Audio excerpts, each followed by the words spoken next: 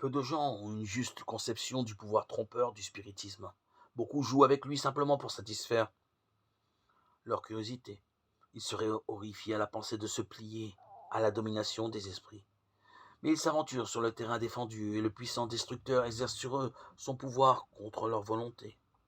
S'il peut les amener à soumettre leur esprit à sa cause, il les tient en son emprise. Seule la puissance de Dieu accordée en réponse à la prière fervente de la foi peut délivrer ces âmes prises au piège. Tous ceux qui entretiennent un péché connu invitent les tentations de Satan. Ils se séparent de Dieu et de la protection de ses anges, et ils sont sans défense. Si l'on vous dit, consultez les spirites et les médiums qui chuchotent et murmurent, un peuple ne consulte-t-il pas ses dieux? Ne s'adresse-t-on pas aux morts pour les vivants?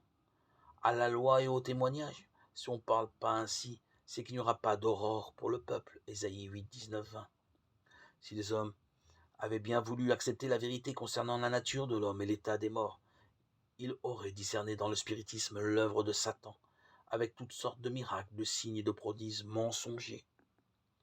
Mais des multitudes ferment les yeux à la lumière, tandis que Satan tisse ses pièges tout autour d'elle,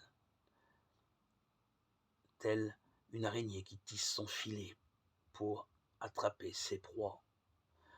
Parce qu'ils n'ont pas accueilli l'amour de la vérité pour être sauvés, ils sont entre les mains du diable.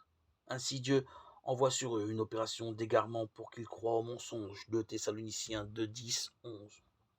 Ceux qui s'élèvent contre le spiritisme s'attaquent à Satan et à ses anges directement. Satan ne cédera pas un seul pouce de terrain, à moins d'être repoussé par la puissance des messagers divins. Satan est capable de citer l'Écriture aujourd'hui comme à l'époque du Christ, et il entendra les enseignements. Ceux qui veulent tenir bon à cette époque de danger doivent comprendre pour leur salut le témoignage des Écritures.